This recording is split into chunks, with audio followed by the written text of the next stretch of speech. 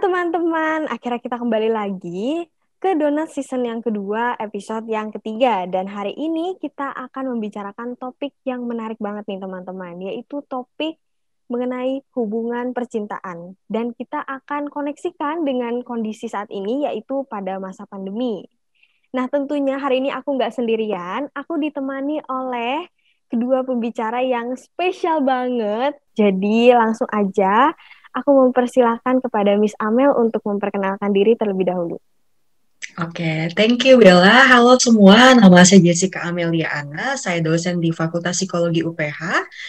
Sehari-hari saya di UPH dipanggil dengan sapaan Miss Amel. Gitu ya. Semoga materi pada hari ini bisa membantu dan menjadi berkat buat kalian. Oke, thank you Miss Amel. Selanjutnya kita beralih ke speaker yang kedua. Kepada Priscilla, mungkin boleh memperkenalkan diri juga. Halo teman-teman semua, nama aku Priscilla Nisari Kordia. Aku biasanya disapa Icil dan aku merupakan mahasiswa psikologi UPH angkatan 2019. Oke, iya hari ini agak berbeda gitu ya formatnya karena kita ditemani oleh satu dosen dan satu mahasiswa. Karena kalau sebelumnya kan mungkin cuman mahasiswa, cuman dosen, dan kali ini kita akan membahas dari dua sisi karena penting banget guys hubungan percintaan. Iya, apa sih? Oke. Langsung aja kita pengen nanya-nanya nih. Jadi mungkin bisa dimulai dari Icil dulu ya. Jadi aku mau nanya nih, kalau menurut kamu lagi masa pandemi gini dampak apa sih yang terjadi saat menjalin hubungan percintaan gitu? Dan berdasarkan dampak-dampak yang terjadi itu menurut kamu masih tepat nggak sih untuk menjalin hubungan percintaan di tengah pandemi ini? Kalau menurut aku sendiri, berdasarkan pengalaman aku, dampak yang dihadapi saat menjalin hubungan percintaan di masa pandemi ini adalah sering berantem gitu ya. Karena kalau di masa pandemi ini kan kita social distancing gitu ya, nggak ketemu. Jadi sama aja kayak LDR. Nah, berdasarkan pengalaman aku dari awal menjalani hubungan aja udah LDR gitu ya, 6 bulan sekali ketemuannya gitu. Nah, dan menjadi penyebab berantemnya itu biasanya cemburu. Biasanya tuh banyak banget alasan-alasan yang bisa dijadiin bahan untuk dicemburuin gitu loh. Terus hal-hal simpel kayak online, terus nggak balas chat gitu. Nah, tapi kalau menurut aku masa pandemi ini adalah saat yang tepat gitu loh untuk menjalin hubungan. Entah untuk yang baru mau memulai ataupun udah yang di tengah jalan gitu. Karena di masa pandemi ini kan kita ada di situasi yang nggak bisa ketemu secara langsung, nggak bisa ketemu secara fisik gitu. Nah, untuk yang baru mau memulai, masa pandemi ini bisa dijadikan kesempatan untuk saling tahu gitu sifat satu sama lain. Biasanya kan kalau awal pacaran gitu maunya yang ketemu-ketemu mulu gitu kan. Nah, dari sini kita tuh bisa saling tahu kalau misalnya kita nggak ketemu tuh dia tuh jadinya kayak gimana sih gitu. Nah, kalau untuk yang udah di tengah jalan, kalau berdasarkan pengalaman aku pribadi, ini tuh aku jadiin kesempatan untuk melatih rasa kesabaran aku, rasa pengertian aku terhadap pasangan aku. Gitu sih, Bel. Oke, tapi menarik juga ya. Berarti Icil ini emang dari awalnya LDR juga ya berarti? Iya, dari awalnya udah LDR. 6 bulan ketemu sekali gitu? Iya, jadi kayak setahun 2 kali ketemu. Astaga, oke. Oke, tapi masih awet ya sampai sekarang ya? Puji Tuhan masih awet. Oke, mantap. Nah, kalau dari Miss Amel gimana nih? Tepat nggak sih sekarang itu untuk menjalin hubungan percintaan? Oke, thank you Bella. Icil, ini pengalaman kamu sangat menarik gitu ya. Sekaligus semakin menguatkan bahwa kalau yang menjadi permasalahan di masa pandemi adalah orang banyak yang menjalani LDR dan dianggap banyak konflik. Terbukti lewat pengalaman Icil, udah berapa lama Cil pacaran? Udah mau jalan 3 tahun, Miss. Udah mau jalan 3 tahun dan fine-fine aja dengan situasi LDR ya. Jadi sebetulnya pandemi atau tidak pandemi, semua orang sebetulnya bisa punya kapasitas untuk memiliki hubungan percintaan gitu kan. Kalau pertanyaannya apakah tepat kita membangun hubungan romantis di masa pandemi, itu kalau saya melihat depend dari tiap-tiap orang. Apakah memang orang itu sudah membutuhkan untuk berada dalam sebuah fase hubungan romantis atau enggak? gitu ya. Kalau misalnya belum membutuhkan, ya mungkin di masa pandemi ini belum belum tepat gitu ya. Tetapi kalau dia sudah membutuhkan, mungkin bisa dicoba. Mungkin yang menjadi tepat atau tidak tepat itu bukan masa pandeminya, tetapi balik lagi kepada individualnya.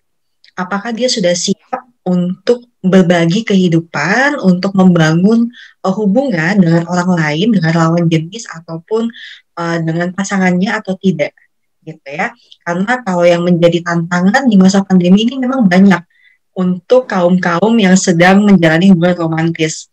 Entah itu yang kayak Icil yang dulunya LDR tapi sekarang masih menjalani LDR, kamu susah ketemu, atau yang dulunya tidak LDR tapi mau nggak mau LDR. Nah, sebetulnya yang menjadi tantangan itu adalah adaptasi-adaptasi seperti ini, gitu. Oke.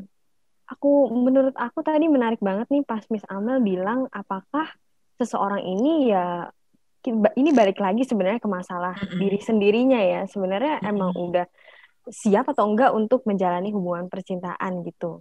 Nah, ini juga menarik banget nih. Jadi ini sebenarnya ada hubungannya nih sama yang minggu lalu dibicarain sama Pak Diki kayak ini sebenarnya semua balik lagi ke diri sendiri. Nah, kalau sebelumnya kita bicarain soal jomblo, buat teman-teman yang belum nonton, mungkin bisa untuk menonton episode itu terlebih dahulu, baru masuk ke episode ini nih. Akan sangat-sangat bagus karena ini sangat nyambung ya, topiknya balik ke diri sendiri gitu. Oke, thank you Miss Amel atas tanggapannya.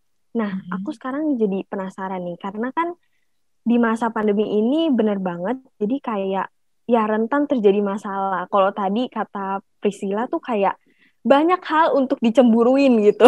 Nah, menurut Miss, cara yang tepat untuk menyelesaikan masalah di hubungan percintaan tuh gimana sih? Dan apakah break atau perpisahan itu adalah cara yang terbaik?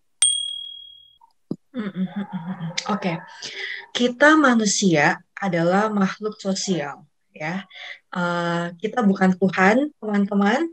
Kita tidak akan mungkin tahu apa isi pikiran, apa isi perasaan, gitu ya, atau bahkan apa yang mau dilakukan oleh orang lain. Jangankan dengan pasangan, dengan teman kita, dengan papa mama kita, dengan seorang mama yang melahirkan kita, kita nggak akan pernah punya koneksi yang jelas untuk membaca pikiran, gitu ya. Bahkan orang yang belajar psikologi yang kayak bisa baca pikiran belum tentu juga bisa baca pikiran secara utuh gitu kan. Sehingga dalam hubungan apapun secara umum, entah itu kalian dengan keluarga, kalian dengan teman, apalagi dengan pasangan yang memang di masa pandemi ini sudah banyak tantangan, mau tidak mau kita harus punya pola komunikasi yang sehat, gitu ya. Pola komunikasi yang sehat. Tadi kalau misalnya Isil mengatakan bahwa tantangannya ketika menghadapi LDR di masa pandemi banyak cemburunya. Apa-apa cemburu. Mungkin ada cewek yang like foto pasangannya cemburu gitu ya. Ada yang komen cemburu gitu. Nah, untuk bisa pasangan kamu tahu tentang kondisi kamu, mau tidak mau kamu harus mengkomunikasikan secara asertif gitu ya. Ungkapkan faktanya apa, lalu apa yang kamu rasakan, dan solusi ke depannya seperti apa, itu perlu dibicarakan. Karena lagi-lagi ketika kita mengatakan bahwa saya berpacaran dengan si A, itu berarti kalian sedang membangun sebuah hubungan, gitu ya.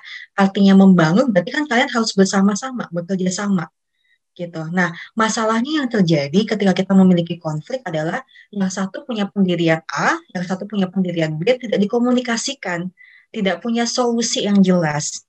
Nah, terkadang kalau hanya disembunyikan atau cara berkomunikasinya tidak nyambung, itu yang akan bisa semakin menjadi konflik yang lebih berkepanjangan.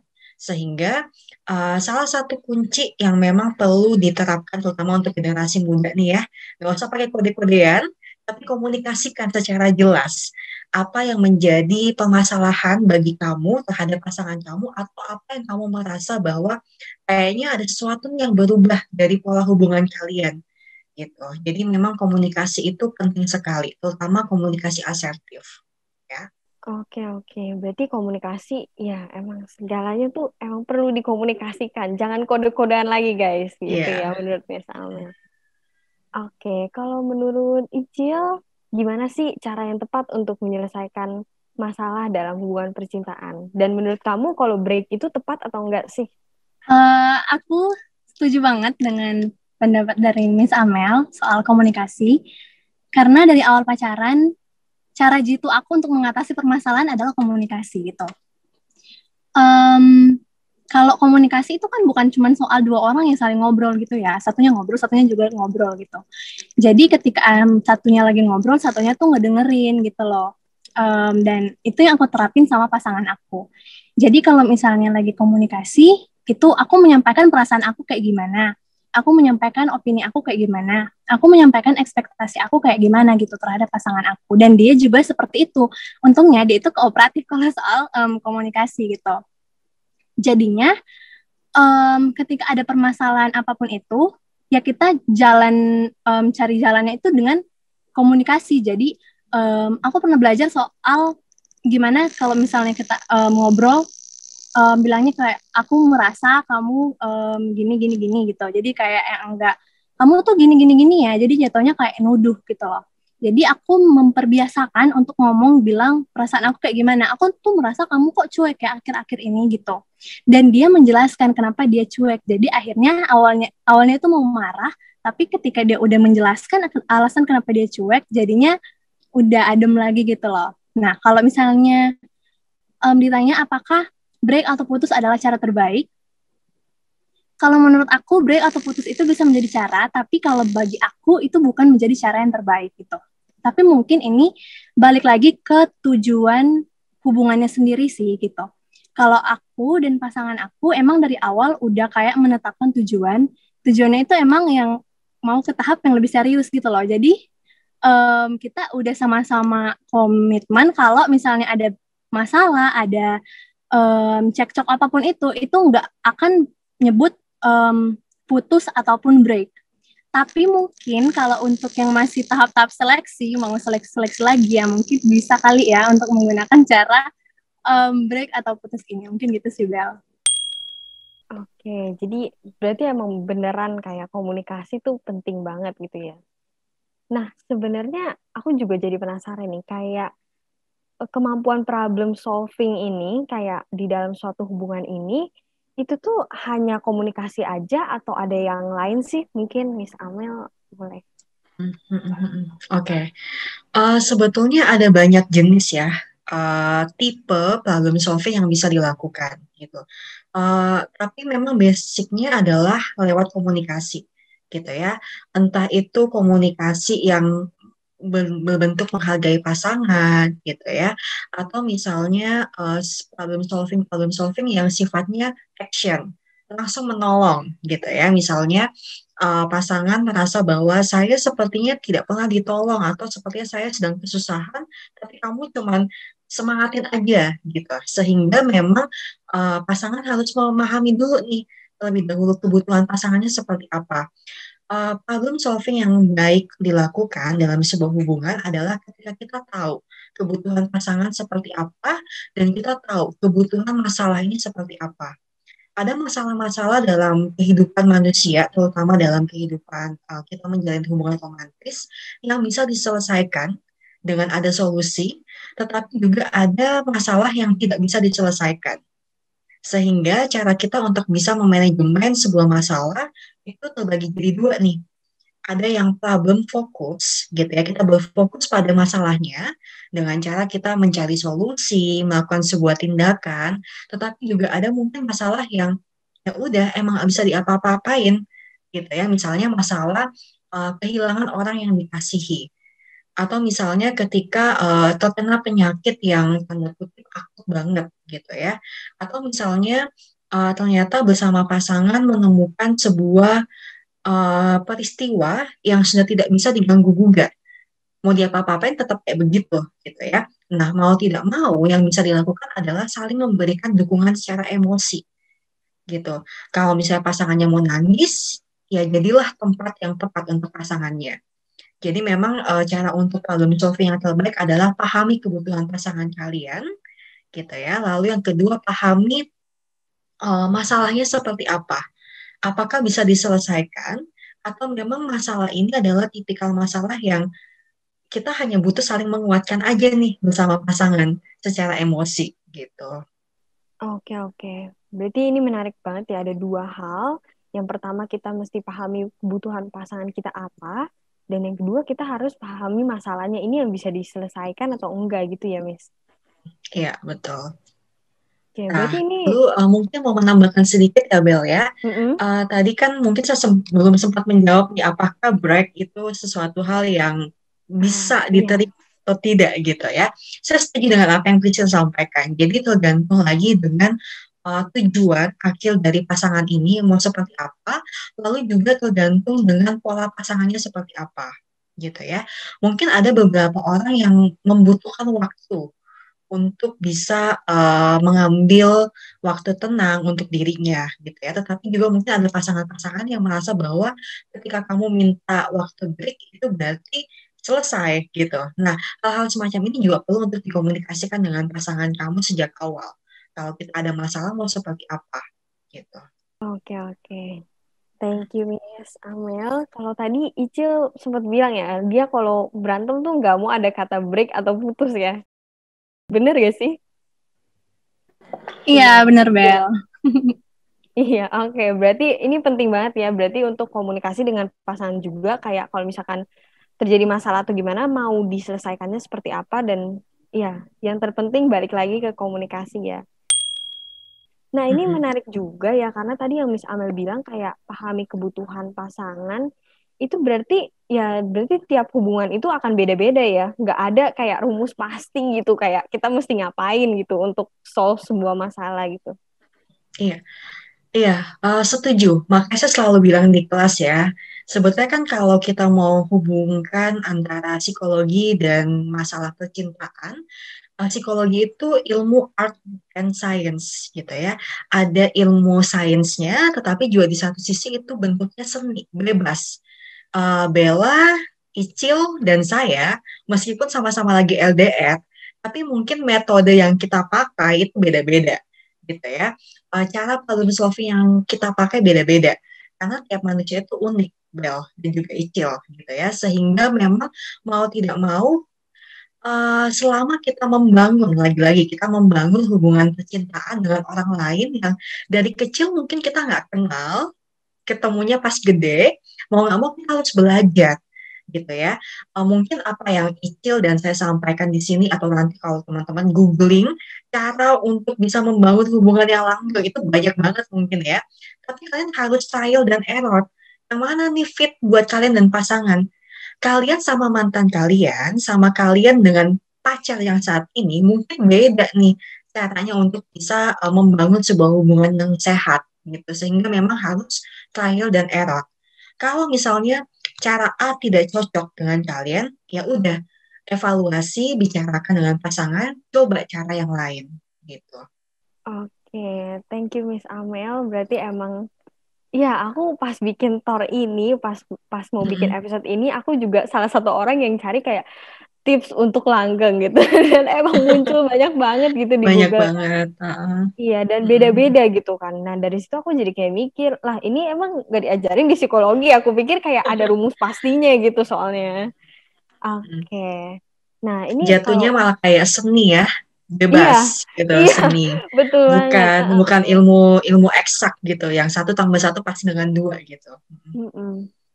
Berarti emang mesti dipahami gitu masalahnya apa, kebutuhan pasangannya apa gitu ya, Miss. Mm-mm. Oke, nah ini sebenarnya karena tadi kita udah ngomongin soal break, perpisahan, dan masalah gitu ya. Sebenarnya penasaran juga kayak, jadi gimana sih cara seseorang itu mengetahui bahwa hubungan percintaan yang sedang dijalin itu sebenarnya hubungan yang masih layak untuk dipertahankan atau enggak? Tuh. Nah, mungkin boleh mulai dari Icil untuk memberikan pendapat. Kalau menurut aku Bel, untuk ngelihat hubungan itu masih layak untuk dipertahankan atau enggak, aku ngelihat apakah kayak kita komunikasinya masih jalan atau enggak gitu loh. Kayak masih berjalan dengan baik atau enggak. Pasangan aku masih mau ini enggak, masih mau jujur, masih mau terbuka, masih mau apa ya, kayak menghargai gitu loh pendapat-pendapat aku gitu. Jadi pokoknya masih bisa diajak kerjasama dalam hal komunikasi. Kemudian aku ngelihat kalau pasangan aku ini masih mau nggak diajak untuk berkembang atau bertumbuh sama-sama. Kan kita dalam hubungan itu pasti ada yang bikin salah dong. Kayak aku bikin salah, dia bikin salah. Nah, kita pasti saling koreksi satu sama lain. Kalau abis saling koreksi satu sama lain, mau berubah ke arah yang lebih baik nggak? Atau mau stuck aja di situ? Kalau kayak mau stuck di situ ya bakal nggak maju-maju dong. Kayak hubungannya kayak gimana gitu. Jadi menurut aku itu sih kayak masih mau komunikasi, pola komunikasi masih jalan dengan baik nggak? Atau ada yang masih mau bertumbuh atau berkembang ke arah yang lebih baik. Final.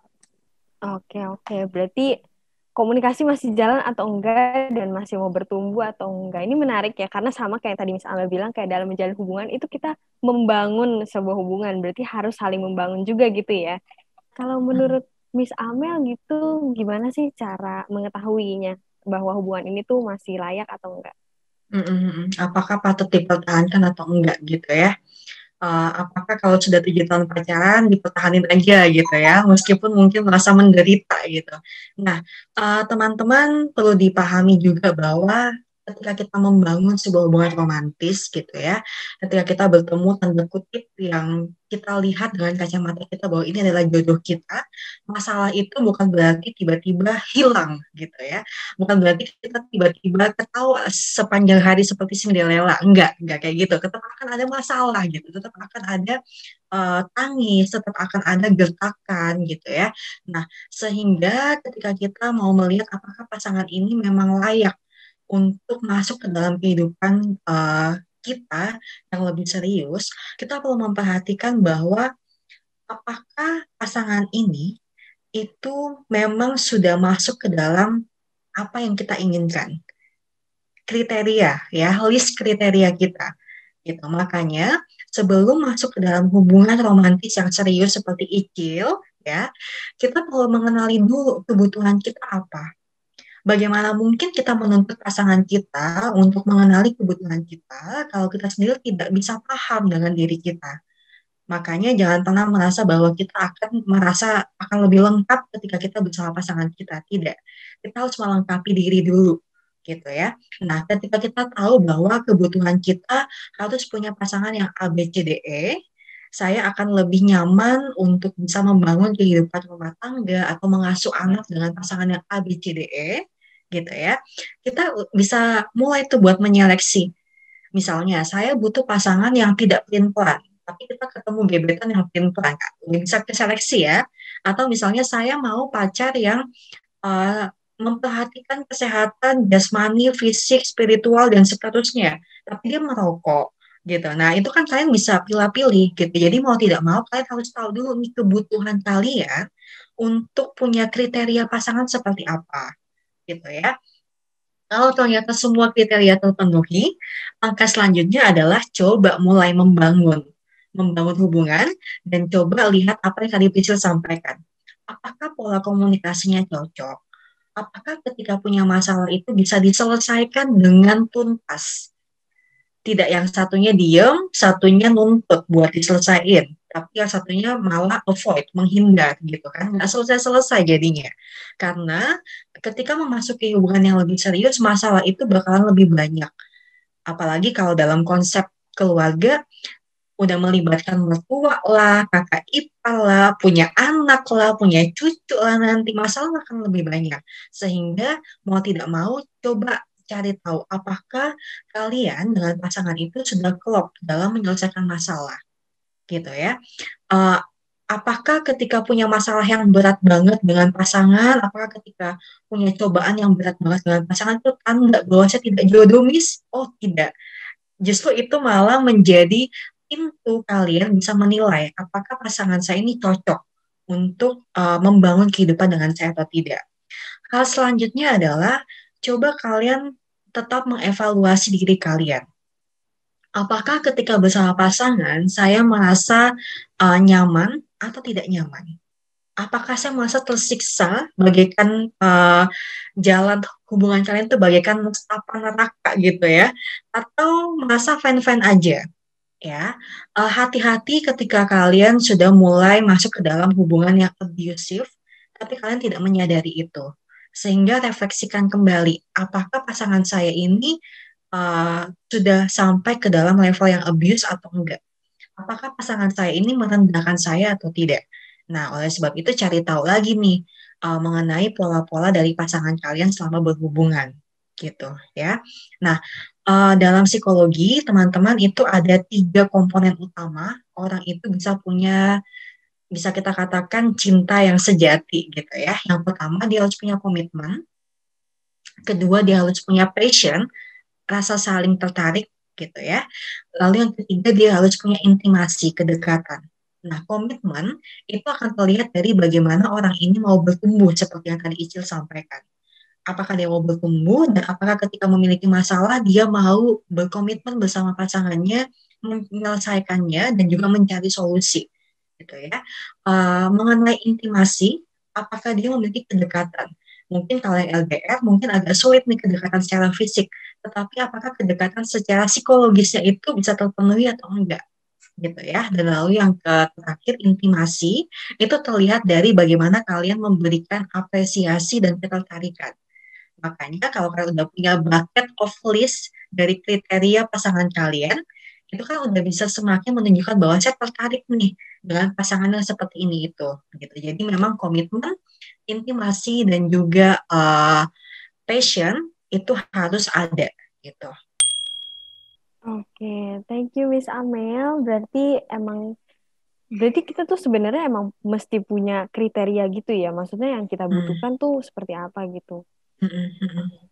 Karena aku tuh kadang berpikir ya, kadang kayak aku mikir kayak kalau misalkan aku bikin kayak list kriteria kayak tipe yang aku mau kayak gimana gitu dan kebutuhan aku kayak apa, itu kayak kadang aku ngerasa kayak diri sendiri egois gak sih? Kayak aku maunya yang kayak gitu. Kayak kadang aku jadi ngerasa diri kayak egois gitu, Miss. Kalau menurut Miss kayak gimana? Oke. Egois itu ketika kita maunya yang level sultan, tapi kita tidak mengupgrade diri ke level sultan. Kita maunya pangeran, tapi kita tetap aja ada di kasta jelata. Kita nggak mau mengupgrade diri gitu ya. Sehingga ketika teman-teman menyusun kebutuhan, saya mau pacar yang kayak pangeran, yang kayak princess ya. Kalau gitu kan juga harus berevaluasi. Thank you Bella, ini pertanyaan yang sangat baik gitu ya. Jadi ketika kita sudah tahu kriteria saya mau yang ada di level 9, sementara kalian di level 7, ini membantu kalian untuk bisa mengupgrade. Jadi kalau saya mau pacar yang di level 9, saya harus bagaimana ya? Gitu kan? Ya upgrade misalnya pengetahuan, skill kalian, atau lingkungan kalian gitu ya. Atau mungkin penampilan gitu ya. At least jangan jangan jorok, jangan berantakan gitu ya. Jangan bau gitu. Nah, itu mungkin perlu diperhatikan. Egois itu ya kalau tadi itu Bel, kita maunya yang ada di kasta sultan tapi kita tetap tidak apa ya, bisa kita katakan kita tetap ngelongsor sendiri berada di rakyat sudra gitu. Nah, itu kan kelewatan kalau kayak gitu. Gitu ya. Mana yang mau kayak gitu gitu. Cinderella aja tetap doa, tetap mengupdate kemampuan dirinya gitu kan. Tetap berusaha supaya bisa ketemu pangeran gitu kan. Oke, iya. Soalnya iya kadang kan nonton drama Korea ya, Miss. Jadinya kayak jadi tiba ntar jadi tinggi banget gitu, Iya, Miss. Terus iya, iya, iya, iya, iya. kayak gitu. Oke, Nah, thank you, Miss. makanya, sorry Bel, tambahan lagi, makanya tadi ya, selain kita merefleksikan diri kebutuhan saya apa, kalau gitu juga sepanjang kita hidup dalam kehidupan kita secara umum, pun dalam kita membangun hubungan romantis, refleksi itu saya rasa sangat penting banget ya, untuk kita tetap jalankan. Supaya kita lebih tahu, lebih mawas diri, lebih tahu diri, gitu. Kebutuhan kita apa, atau apa yang perlu kita upgrade dalam diri kita. Oke, thank you, Miss. Berarti emang perlu refleksi diri dan Iya. mengevaluasi diri ya. Mm-mm. Oke, nah aku juga penasaran nih buat teman-teman yang sekarang lagi menjalin hubungan percintaan. Mungkin ini juga jadi pertanyaan penutup, yaitu pengen nanya, ada gak sih tips langgeng menurut Icil dan juga Miss Amel? Mungkin bisa dimulai dari Icil dulu. Oke, kalau tips dari aku berdasarkan pengalaman aja. Em, Mungkin kayak dijaga komunikasinya gitu loh.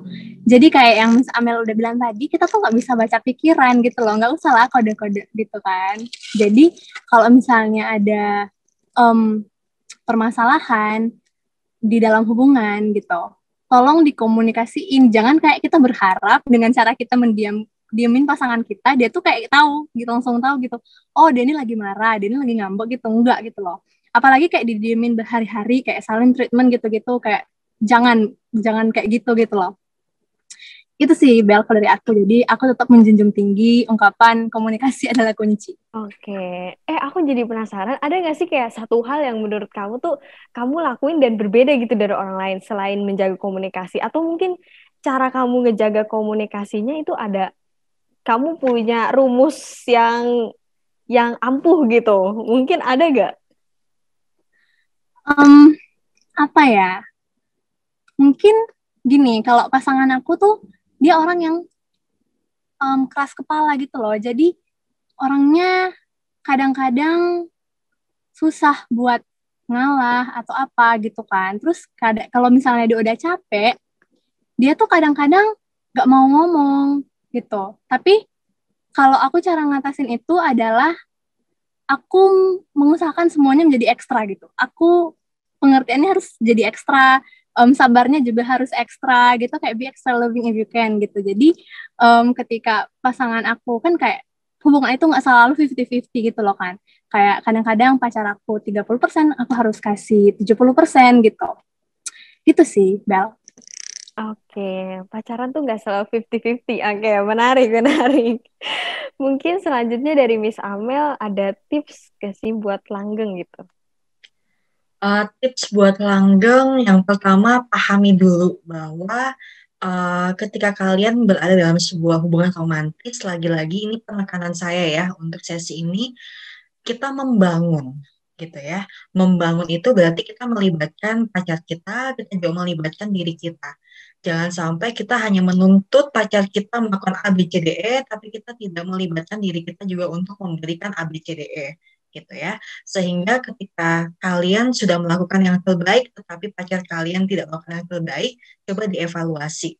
Kira-kira apakah ini sebuah hubungan yang bisa dilanggengkan atau tidak gitu. Toh masih dalam masa pacaran, masih dalam masa penjajakan, sehingga memang inilah masa kalian untuk seleksi gitu ya. Jadi memang perlu dipahami bahwa membangun itu melibatkan dua belah pihak, sehingga mau tidak mau komunikasi lagi-lagi menjadi kunci utama supaya kalian bisa semakin lebih memahami gitu. Lalu sekecil apapun rasa tidak nyaman kalian dengan pasangan kalian, sekecil apapun masalah kalian dengan pasangan kalian gitu ya, misalnya hal yang sepele, tadi dia parkir mobil tapi kita nggak suka kalau misalnya parkir mobilnya itu mencong-mencong gitu ya, kita nggak suka tapi kita pendem aja. Nah, mungkin sebaiknya sekecil apapun itu harus ada keterbukaan dengan pasangan kalian, apa yang kalian rasakan, apa yang kalian pikirkan, apa yang kalian maui dari hubungan itu gitu. Oke, thank you Miss Amel dan thank you juga Icil.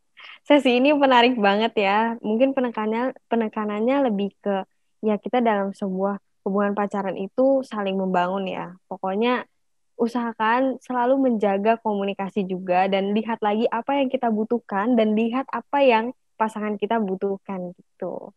Mungkin dari Miss Amel atau Icil ada tambahan gitu nggak? Mungkin kalian tuh pengen ngomong sesuatu gitu. Ini penting banget untuk kalian yang sedang menjalankan pacaran gitu. Icil dulu. Kalau dari aku udah nggak ada sih, Miss Bel. Oke. Mungkin tambahan dari aku ya Bel ya. Jadi selain kita berkomunikasi, selain kita mengatakan apa yang mau kita butuhkan, apa yang mau kita inginkan, apa yang kita rasakan, perhatikan juga bahwa kita harus ada toleransi juga nih, gitu ya. Jadi jangan sampai kita menuntut pasangan kita merespon dengan baik dengan kita, tapi kita tidak bisa mentoleransi, gitu. Makanya tadi bucket of list itu penting banget supaya kita punya prioritas skala apa aja sih yang bisa kita toleransi, apa aja yang enggak gitu ya. Misalnya pasangan kita itu bau ketek, bokep itu kan bisa kita toleransi nggak sih gitu ya?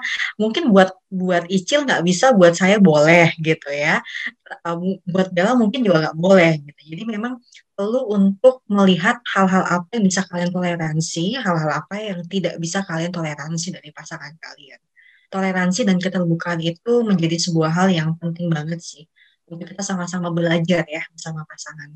Oke, thank you Miss Amel, thank you Icil juga udah menyempatkan waktunya hari ini buat ngobrol-ngobrol di podcast kita kali ini.